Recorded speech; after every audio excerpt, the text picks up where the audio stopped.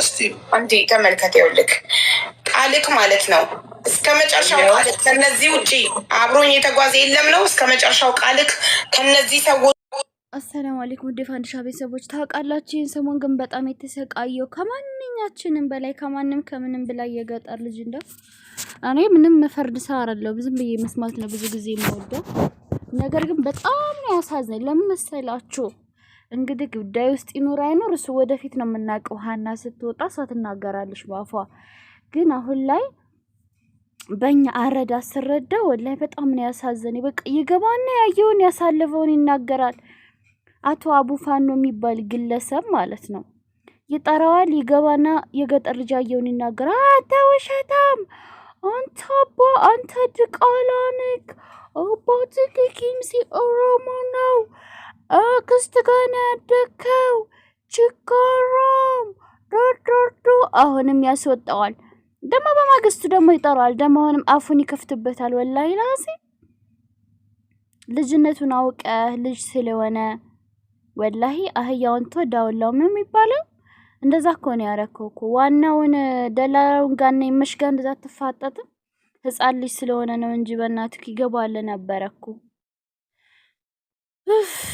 መሀይም ግለሰብ ነው እሱን አየው። ሌሎቹ አልহামዱሊላህ በጣም ሀሪፍ ናቸው። እንደ የገጠር ልጅን እኮ ላይ እስከ ዘር ማንዘሩ እኮ ምንም አልቀረው እኮ በስድብ ይሄ ጅላንፎ።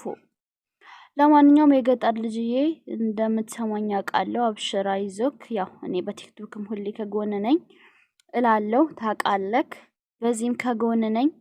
ነገ ደግሞ ሀና ስትወጣ ያጠፋውም ነገር ካለም ደግሞ በቃ የዛን ጊዜ ነው የምንወቅስክ እንጂኛ ምንም ሳናይብክ ምንም ነገር አንወቅስህም። አልহামዱሊላህ ሀቢባ ቤት ከመጣክ ወደ ተመስገን በል።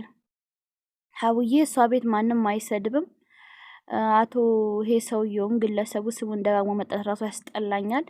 እሱም ቢሆን በሀቦ ቤት ሰድቦ አያውቅም። ምክንያቱም አይፈቀድም ሀቦ ቤት የሰው ክብር መንካት። እንኳን ይድቃል ልጅ እንኳን የምናምን እያለ ሰው ዲኤንኤ እያስመረመሩ ማምጣት ቀርቶ መገልመጥም አይቻልም። ሀቦ ቤት ተከብረህ በስነ ስርዓት ነው ስትናገር ያሳለፍከው። ተስፍሽ ራሱ ዛሬ መጨረሻ ላይ አመስግነዋል። ተወጣ በኋላም ቢሆን ፖስት ይላል ቲክታክ ላይ።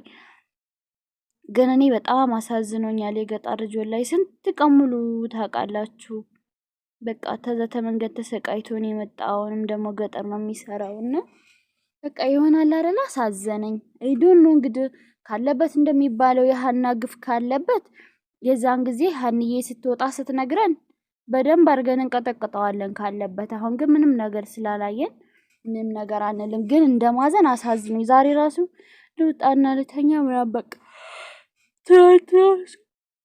ቪዲዮ ክፈት ተብሎ ከፍቶ ከዛ መብላት ፈለገና ሲበላ ሲዘጋና ምን ዘካ ምናምን ሲባል ከዛ የበላው ምግብ ልበላ ፈልጌ ነው አለ እና ከባድ ነው ብቻ ወላሂ ያሳዘነኝ። መቼም ጉዳይ ውስጥ ከሌለ በእውነት ለመልካም ነው። ለምን አላህ ለሱ ኸይር አዞለን። አሁን የገጠር ልጅን የማያውቅ የለም። የገጠር ልጅ አሁን ኢንተርናሽናል ፌመስ ነው የሆነው። በቃ ድሮ ፌመስ ቢሆንም እንደዛ አልነበረም። ለምሳሌ እኔ ምናምን አልከታተለውም ነበረ። ብዙም ማያውቁት ነበሩ ብዙ ሰዎች። አሁን ፎሎ ጨመረ፣ እውቅናው ጨመረ። አሁን የተለያየ ማስታወቂያ ይመጣለታል። ተመስገን አልহামዱሊላህ ለኸይር ነው። ጉዳዩ ላይ ካለበት ደግሞ ሀና ግፍ ላይ ደግሞ ካለበት ነግፍ አይቶ ደብቆ ከሆነ እሱ የዛን ጊዜ ይቀጣል። ሀኒ ስትወጣ ስትናገር አላህ በህይወት ያውጣትና ግን በቃ ጠቅሞታል እንጂ አልጎዳውም እንዴ። በጣም እኮ ነው ፎሎ የተደረገው። በጣም ሰው አወቀው። በጣም ያው እንቅልፍ ቢያጣም ቢበሰጫጭም ግን ከባድ ነው እውነት ማለት። አሁን እዛ ጋር ስልኩንና ብሯንና ፓስፖርቱን ብቻ ለምን ይዛችሁ ሄዳችሁ? እቃውን ለምን ይዛችሁ አልሄዳችሁም? ልብሷና ምናምን አሉ። ደክሞን ነበር አለ። ያዛጋውን ለሊት እያረኩላችሁ ስለሆነ ይሄ ሪከርድ አሁን ያለውን ነገር ላሰማችሁ ባካችሁ። እኔን እዚህ ጋር ላቁምና ሻን እያዛጋውና እቃውን ይዘን ያልህን ደግሞ ስለሚደክም እውነት እኮ ነው። መንገድ ይደክማል። እንኳን የሰው ሻንጣ ድጋሚ የሰው ሻንጣ ጭማሪ ለመሸከም የራስንም እኔ አሁን እቺን ደረጃ ስወጣ ከርቱን እንኳን ውሃ ካመጣው ወደ ላይ ማውጣት በጣም ነው የሚደክመኝና በጣም ይዳከማል። እውነት አላቸው ወላሂ። ብቻ ከባድ ነው። ወይ እናንተ የሆነ ነገር ስታደርጉ ስልክ ቪዲዮ ምናምን መቅረጥ ራሱ አሁን እኮ ቪዲዮ ባይቀርጥ ባያሳይ ወደ ሀገር እየሄደ እንደሆነ ባያሳይ ዝም ብሎ ሄዶ ከማጋ እንደሄደ ምናምን ባያወራ ባያሳይ በቃ ማንም አይወቅሰው ማንም። እና እንደዛ ነገር የምታረጉ ሰዎች የትም ቦታ ስትሄዱ ብዙም አትቀረጹ፣ ዝም ብላችሁ ሂዱ። ነገሩን ሲጨርሳችሁ ስትመለሱ ቀረጹ። አሻ እንደዛ አይነት ሰበብ እንዳይመጣባችሁ በጣም ከባድ ነው። ብቻ እስኪ ሌላ ቪዲዮ እንስማ።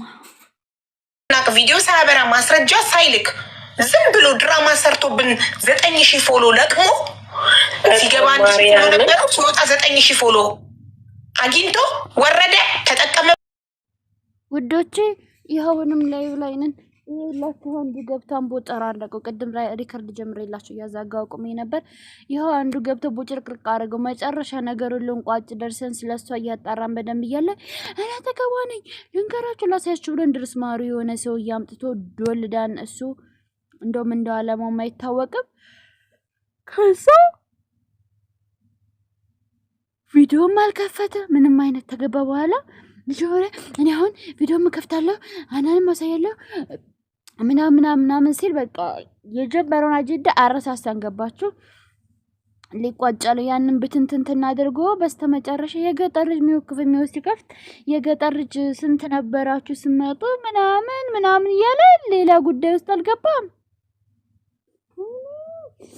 ሲመጣ ማለት ነው 1000 ፎሎ አልሞላም። የውሃቡ እንዳለችው 9000 ፎሎ ሰብስቦብን ሄደ። ውጆቼ 1000 ፎሎ ሳይሞላ መጥቶ 9000 ፎሎ ሰብስቦብን ወጣ።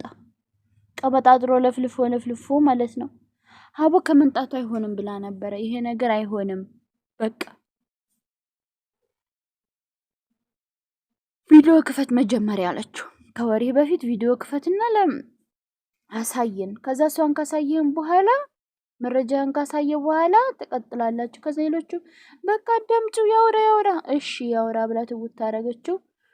በስተመጨረሻ ፎሎውን ሰብስቦ የተጀመረውን አጀንዳ በትንትና አድርጎ ልም አለ እላችኋለሁኝ። ቀጣዩንም ደግሞ ጠብቁ። አሁን ወደ ዋትስአፕም ሊሆን ይችላል ቀጣዩ አይዶን ነው።